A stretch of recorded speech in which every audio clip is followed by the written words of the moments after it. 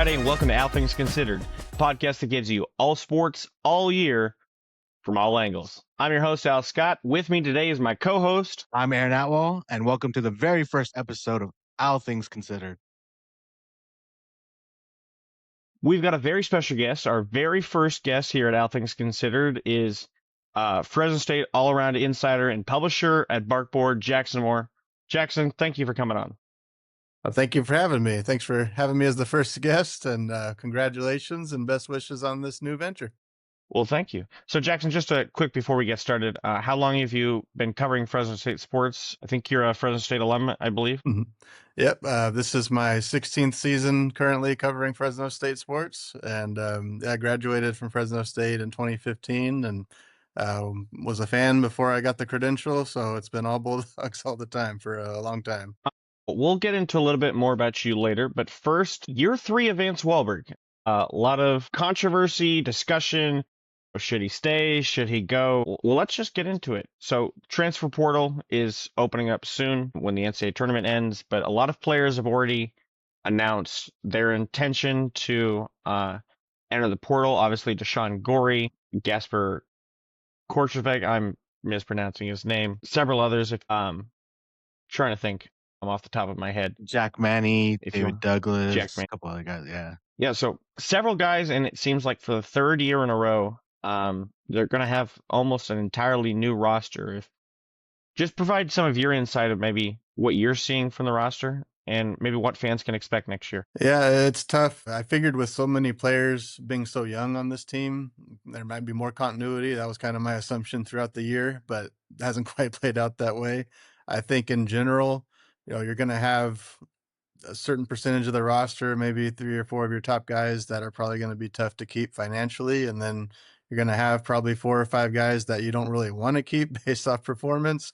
And then there's just a handful left after that you got to kind of thread the needle. Even some of those players might think they're worth a certain dollar figure. And if they're kind of rotational guys anyway, are they ones that they want to put aside money for right away? And it's pretty wild that that's kind of the state we're in with college basketball, considering where it was not too long ago. But that's pretty much where they're at. I think Coach Wahlberg, especially with this team, I think there's a desire to maybe even some of the guys that seem like they would continue to stay and develop to potentially try to upgrade some of those spots. And we'll see if they have the money and the recruiting ability to do it, or it's hard to have too many expectations right now looking ahead until you see what the roster looks like. But there's going to be a whole lot of work to do. I expect to see a lot more names hit the portal here in the coming weeks, and we'll see what small number of players remain by the time it's all said and done. So Fresno State is not the only school that's dealing with this issue, including several of the schools that are going over to the Pac-12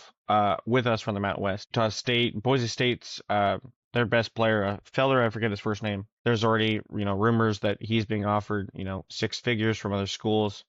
San Diego State's had a few players already announce their intention to enter the transfer portal.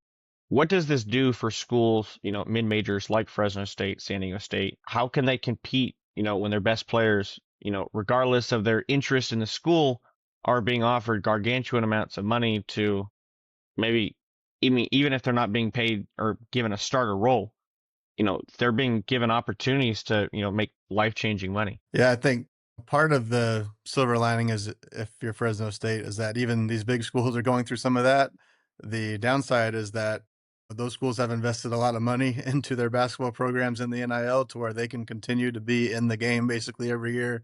We've seen about that top third or so of the Mountain West, even with all this coming together, has been able to put together quality rosters, and they've gone out and got the money to be able to afford them. They're kind of in the same process year after year to just stay in the hunt, so to speak. And then if you're Fresno State, you're just trying to inch ahead a little bit to get a little closer.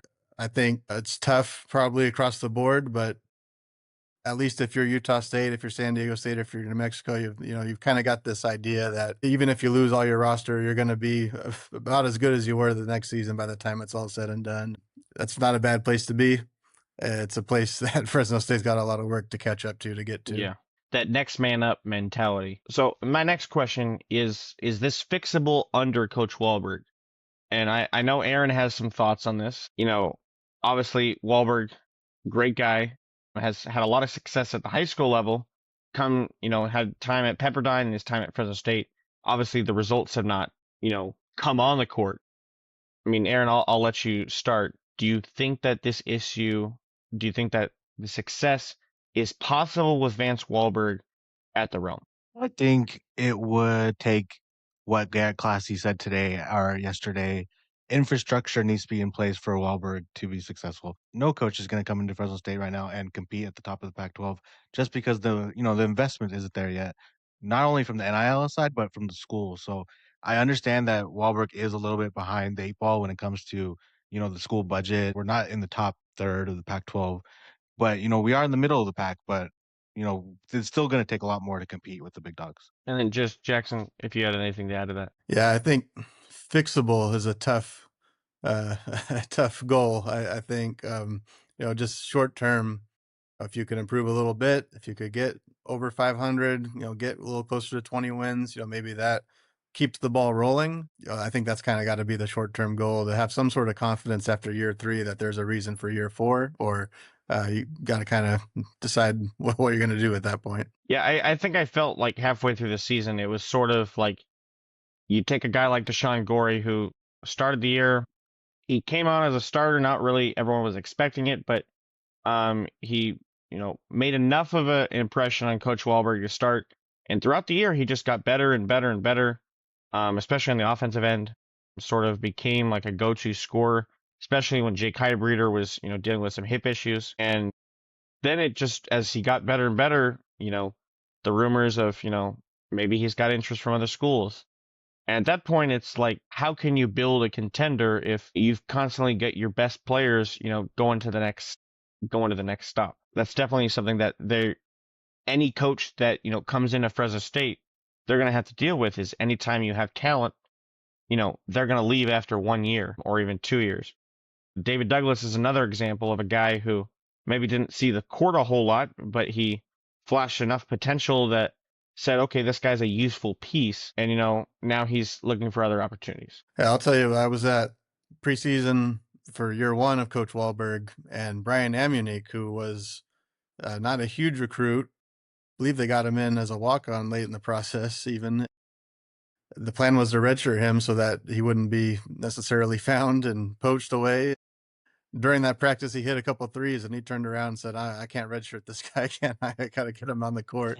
And they still tried to redshirt him until 2 or 3 guys went down early in the season, and that a disaster spiraled. So, like even him, he goes to Wichita State last offseason after.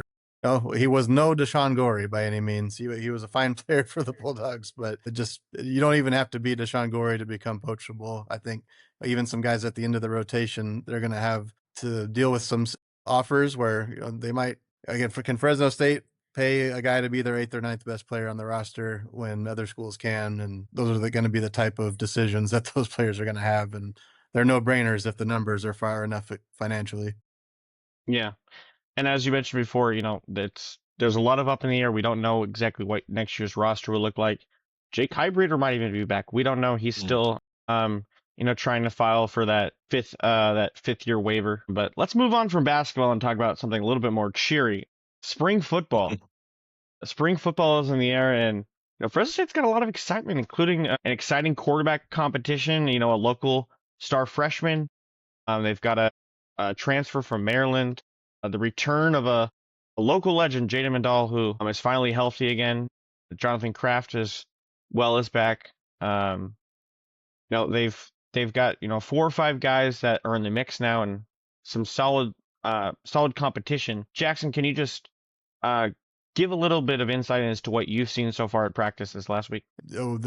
Obviously the quarterback competition is going to come down to the things that we can't see, we're not allowed to watch at practice, but just getting a kind of a feel for Christian Martin, a pretty poised guy. He's been praised across the board for his leadership, both in the quarterback room and as a team. Simeon Harris was talking about it from the defensive side. He's checked all the boxes off the field, and hopefully we'll learn whether he does or not. Hopefully he does over the course of spring.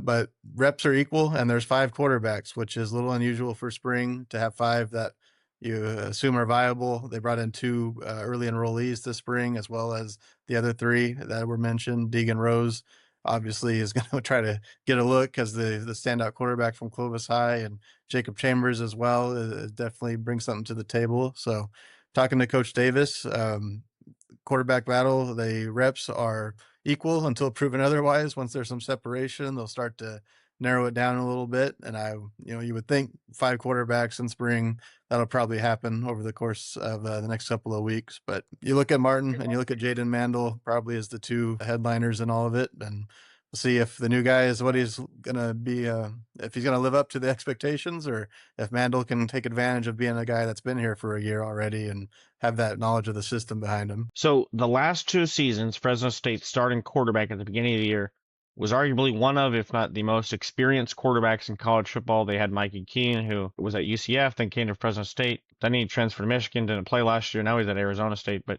obviously he still had some success at Fresno State. Then they had EJ Warner, who played seasons at Rice, and they came to Fresno State. And so Fresno State has had some experienced quarterbacks, in recent years.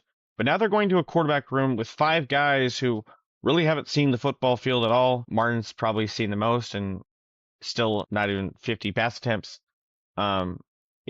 Should that excite? Should that be nervous for Fresno State football fans? It's a little bit different. I think looking at the portal landscape, you've got a few different avenues you can go. You can go with kind of a middling quarterback that's got a lot of experience that you hope pays off, say EJ Warner. You can dip into the FCS and try to pick up a rising star, say Carson Conklin, or you can go to the Power 4 level and pick up a player that hasn't had much experience but isn't really anxious to wait around at his current school, wants to maybe drop a little bit and get that action. Then you got Christian Martin. So door number 1 and 2 weren't the best for Fresno State this last year, so I think you can be cautiously excited for door number 3 and see how it works out here. I mean, Martin, as a recruit, if you could have got that guy out of high school, that would be a huge get. And he was the backup for Maryland last year. So the trajectory is there. You think about Joshua Wood last year. He said, I'm not going to sit behind EJ Warner. I'm going to go to Idaho and start, and panned out decently for him and the Vandals, all things considered. That's kind of one of the options you can go in the portal. Experience would have been great. I think there was a couple of quarterbacks that checked maybe more boxes. We talk about basketball and NIL. It feels kind of hopeless. And this offseason was pretty great for football, all things considered. They barely lost anyone.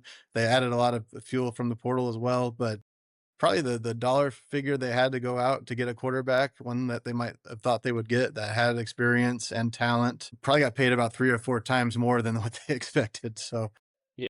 It's a battle to get a guy that you want at a certain dollar number. And we'll see if the Martin experience works out. And if it does, if and when he leaves, maybe they're looking for another Power 4 backup to come in and be the next guy after that, unless it's time to pass the torch to Deegan Rose at that point. Well, you talk about roster turnover, the basketball team having, basically an entirely new roster year after year. The football team this year, if I'm not mistaken, they didn't lose any starters on defense. The only starter they lost on offense was Richie Anderson. They replace him. They get Jake Applegate from Northern Illinois. Brought in a solid tight end, a recruiting class, bunch of solid freshmen, a couple of kids from Nebraska. Can you just talk about, maybe, is it the tradition? Is it the coaching staff at Fresno State? What separates, what has allowed Fresno State to retain that talent from a year ago and not lose it to other schools? Yeah. Football is a different ball game, to at least looking from basketball to football. Basketball is AAU, prep schools is such a big deal. The kids feel like mercenaries from high school, where on the football field, you've got a lot of local players who actually spent 4 years at their high schools, and there's a much different culture.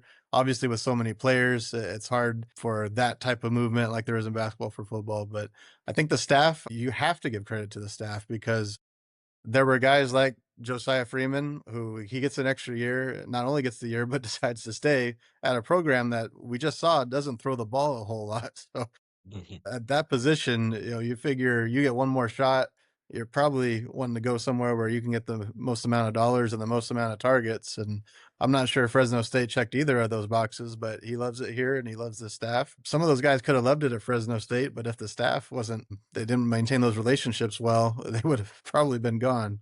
So big kudos to Coach Entz and his staff for creating the atmosphere for guys to want to stay. They took care of business on all the behind the scenes stuff, so where they didn't lose many players. And also the pride and tradition, I think, of the program. There's been, I'd say most schools at Fresno State's level have gone through some pretty drastic portal swings already in this short period of the era. But outside of going from the whole Tedford to Skipper to Ince thing, they've largely avoided it. So you see the infrastructure, so to speak, and then the work of the coaching staff.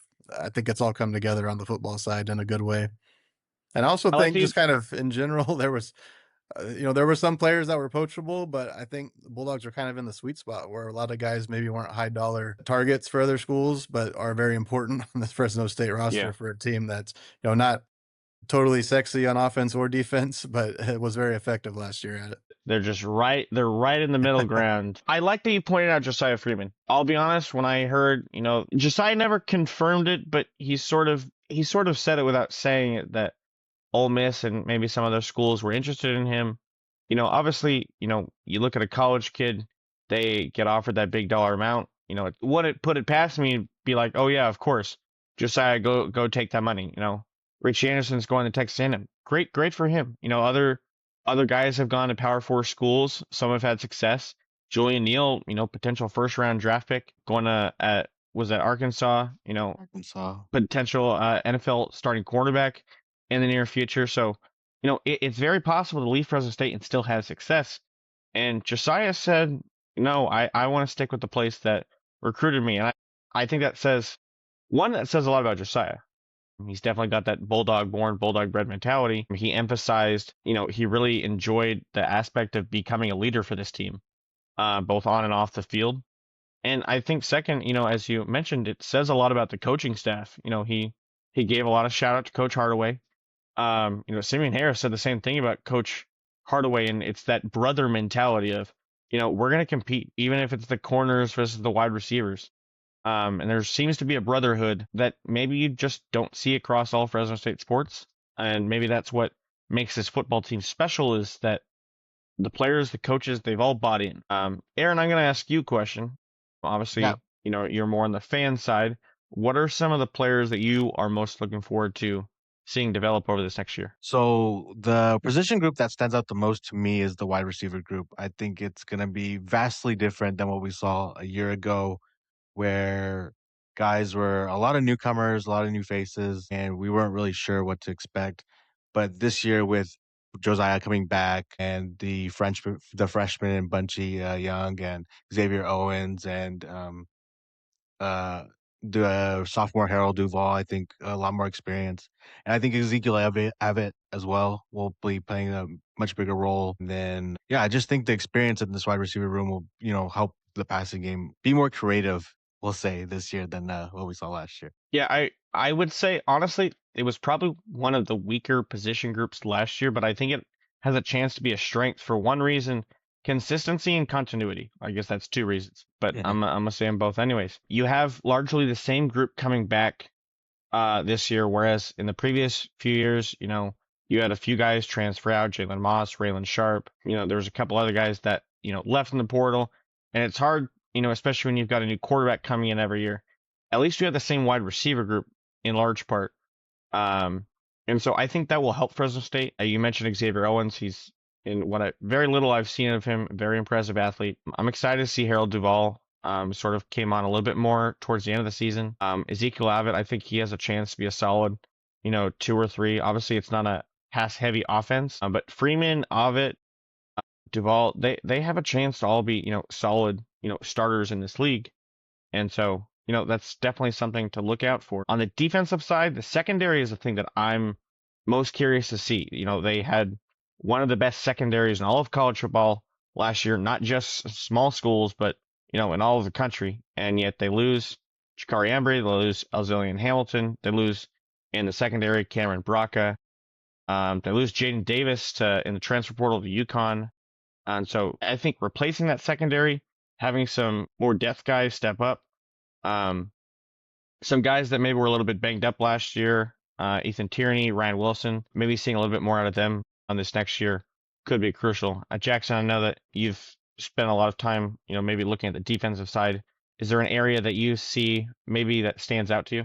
As far as fixing holes and figuring out things this spring, definitely the secondary. Ryan Wilson getting that extra year of eligibility was huge. He looked good at times when he got the opportunities, and to have him and Ethan Tierney together, it could be just a nice plug and play. And I think there's a lot of solid second team options on the roster already between some of the returners like Jaden Carrillo and RJ Regan. And then they bring in more players like UCLA's Croy Stewart and Taylor Powell, who's from NIU, 6'4", just this real long rangy athlete. I think there's a lot they can do with him. So a lot of options. You would love to have Cameron Braca back, but Yeah. I don't think that's going to be a weakness either.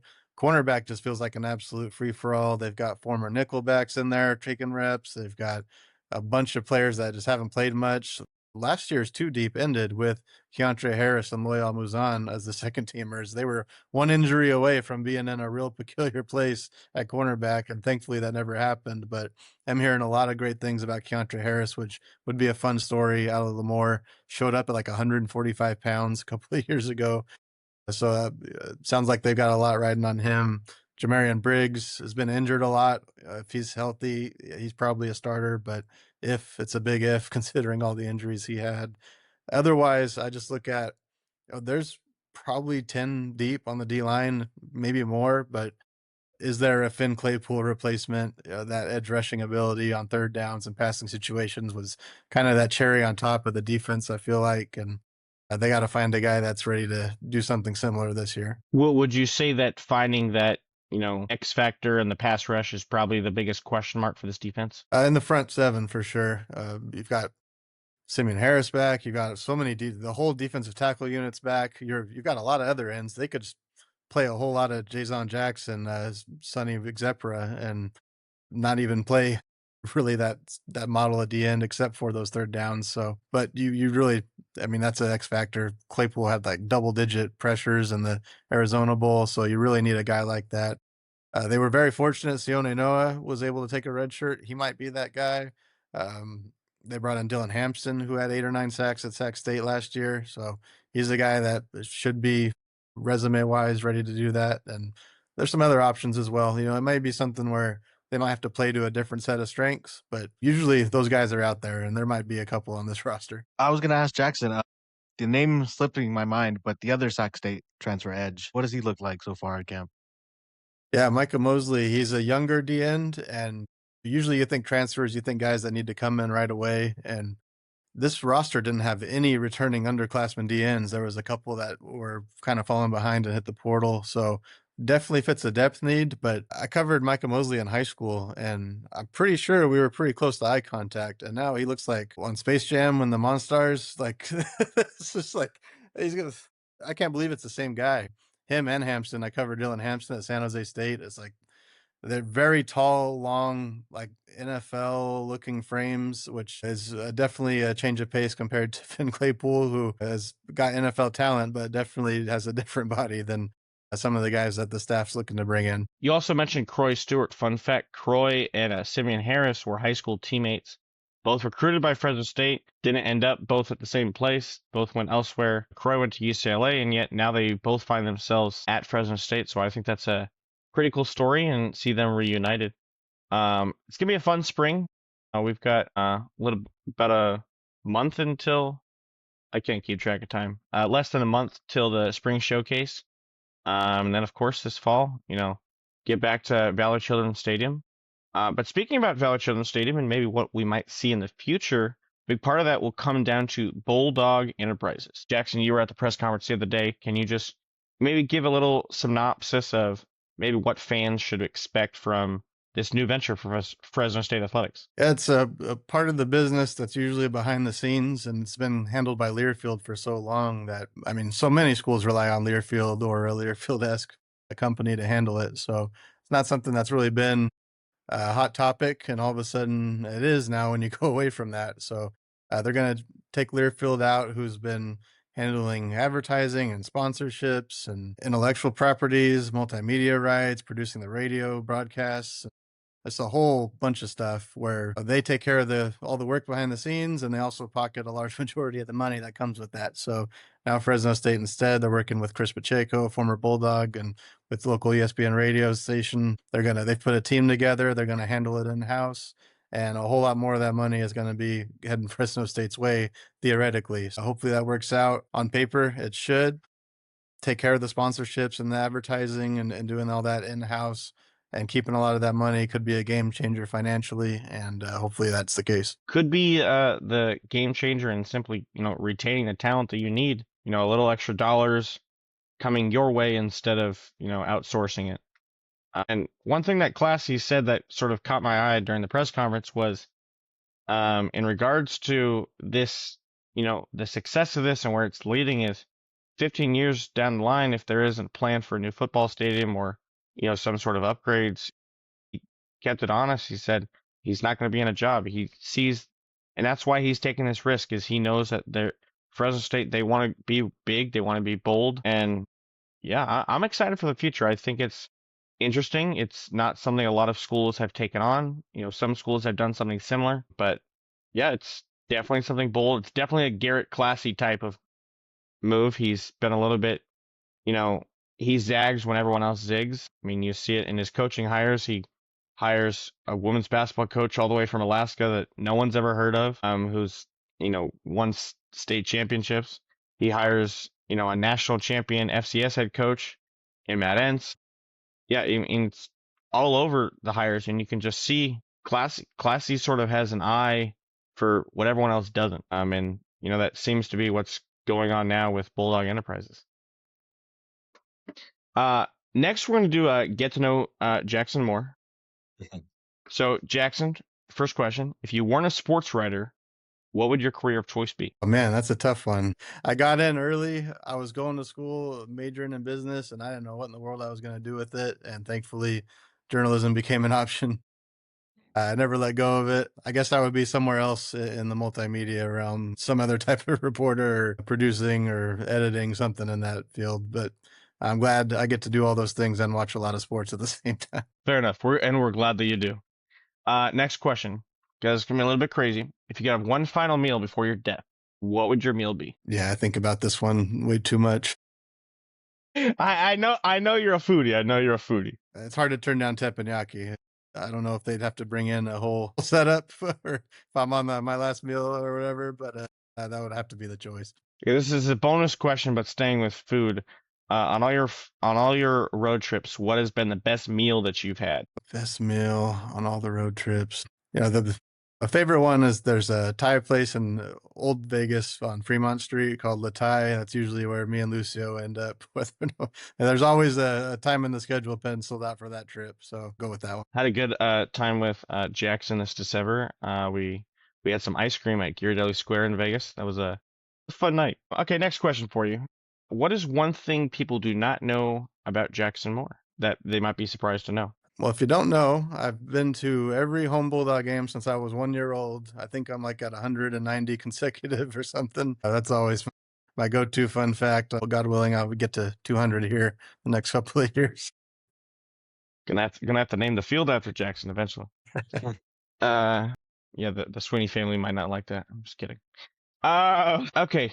Next question. Favorite game you've covered in Fresno State history? It could be football, baseball, basketball, whatever. Definitely the 2018 Mountain West Championship. To actually be on that blue turf and see Ronnie Rivers and my camera lens scoring that touchdown, there's just no replacement for that. That was wild.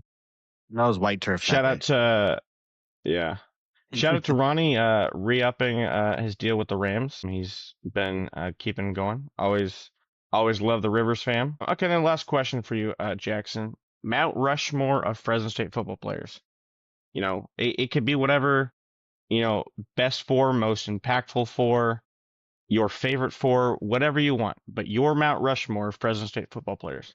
I'm going to ask you the same, Aaron, in a minute, but I'll start with you, Jackson. I think Derek and David need to be on it. I mean, right now it's hard to keep Devontae off that list. He didn't have the longevity of some Bulldog players, but he did more with 2 years than probably anyone else did. I always feel bad because I'm of an age where I didn't get to see Kevin Sweeney and Stephon Page and these guys, probably that Trent Dilfer, even a lot of fans probably would have on that discussion. Let's see. Well, I'm going David and Derek and Devontae. And you got room for a defensive player? My favorite defensive player is Phillip Thomas. and he was an All-American, and I think they should retire or put him on that Ring of Honors. So I'll that's a tell pretty you, good choice.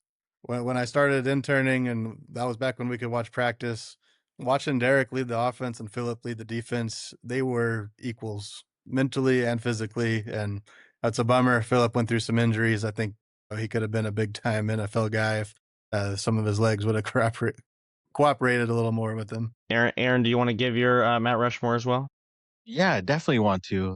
First, we're going to start with Ryan Matthews, just an impressive athlete. I think maybe the most talented player Fresno State's ever had in the history of the program. Unfortunately, injuries cut his career a little bit short in the NFL. Then Richard Marshall, a favorite of mine, cornerback. I always loved the way he played. He was so aggressive, had a very nice NFL career. Let's throw Rodney Wright. Rodney Wright was a very electric receiver. I loved watching him play. And then let's go off a little bit more beaten path. Let's go Clifton Smith. Very exciting player to watch. Those punt returns, those kick returns. He was a nice little all-purpose back as well. So I'm gonna go Clifton Smith on that last one. Yeah. I like that you're a little bit older than me, so you sort of touched an era that maybe I didn't. Well, I'm not going to choose the same guys as you, but I do want to shout out 4 guys. I went to a football camp with Say Hey Eric Tutu growing up, and I was still a Chargers fan before they left San Diego when he was with the Chargers, and I loved watching Say Hey. Juju Hughes, same age as me growing up. In fact, I played a basketball game, AAU. His team killed me, but he was really fun to watch at safety. Had a decent NFL career playing, so both of those guys were exciting to watch. My favorite player since covering Fresno State, hands down, Lavelle Bailey. Just very likable guy, very animated on the field. Just a guy full of fun energy, and a guy that you could tell that energy rubs off on his teammates. I wanted to say Devontae. Devontae's my all-time favorite Fresno State athlete, but I told you I'm not going to choose him. I'm going to stick with the running back, Robbie Rouse.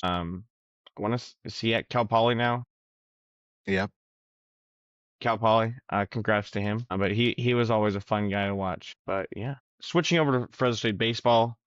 Coming off a very rough stretch, looking as far as the data goes back, their recent 10-game losing streak was the longest in Fresno State baseball history.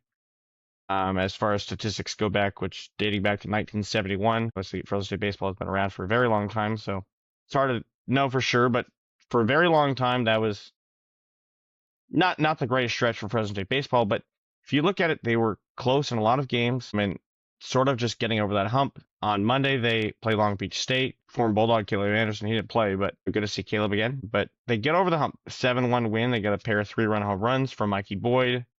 Caden Munster is now back after a hand injury. Good to see the Diamond Dogs win. But yeah, they're going to play New Mexico this weekend.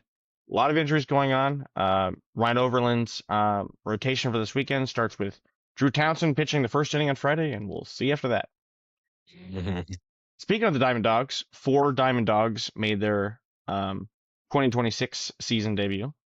3 of which were on the 2013 Fresno State Bulldog team, and they made their first venture into the Mountain West. Taylor Ward from the Orioles. He was previously with the Angels. That guy, Aaron Judge, a lot of guys know who he is with the Yankees. Austin Wynns, very happy for him, getting a starting backup job with the Athletics. He had a solid year last year with the Reds, and then midway through the year going to the A's. And then Dylan Lee up for his 6th season for your Atlanta Braves. Yes, sir. My Atlanta Braves. I know everyone loves Aaron Judge, one of the best hitters, right-handed hitters of all time, and still think back to when he hit 2 home runs off number 1 pick Mark Appel off of Stanford. But maybe one of those other 3 guys stand out to you, Aaron? Taylor Ward had a great season last year. I want to see if he can continue it with his new team this year. So I'll be keeping an eye on him. And I didn't want to go with the obvious answer in Dylan Lee. Jackson, I know you're more into football and basketball, but I know you touch into baseball. Is there maybe something you're looking forward to this next year? Major League wise, I'm a Giants fan. I usually just watch them and the former Dogs, and just hoping the Giants can shake off their opening performance and kind of get a do-over here. So the Giants, how'd you become a Giants fan, if you don't mind me asking? Yeah, a lot of Giants fans in my family, and My grandparents took me out to the stadium when it was first built. There's been so many names I'm trying to remember. I think it was Pac Bell Park when it first opened. Bell And Park. got to see Barry Bonds hit a home run or two a couple of times going there. So pretty much locked in after that. Bulldog broadcaster Steve Hosey, fun fact, he was set to be the starting left fielder for the Giants, and then they signed a guy named Barry Bonds, and suddenly there was no more room for Steve Hosey. Thankfully, Steve has been gracing the presence of Fresno and Fresno State Baseball the last several years. Great mentor of mine. Just want to give him a shout out. But yeah, garlic fries, yay or nay? Oh yeah, they used to be better, but I'm still going for them. What is your favorite maybe aspect of Oracle Park? I know it's one of the best stadiums in baseball. Just the views, being there on the water. It's just nice. You're there. It doesn't even really matter if it's a regular season, at least. Whether it's a win or loss, it's just a fun place to be at. Well, seems like we're wrapping up our time here. I want to give a thank you again to Jackson for being our very first guest. I'm excited for this new venture with All Things Considered, and we'll definitely have Jackson on again at some point. If not this summer, definitely back in the fall. Ready to talk Fresno State football again. But yeah, and thank you again to Aaron for joining me on this venture. And yeah. So again, I'm Al Scott. I'm Arun Atwal. This has been All Things Considered. Make sure to follow Jackson Moore online at Twitter. Jackson, can you drop your handle? Yeah, you can find me at Jackson Moore 247. And also find him all over at Barkboard. So thank you guys for joining us, and we'll see you next week.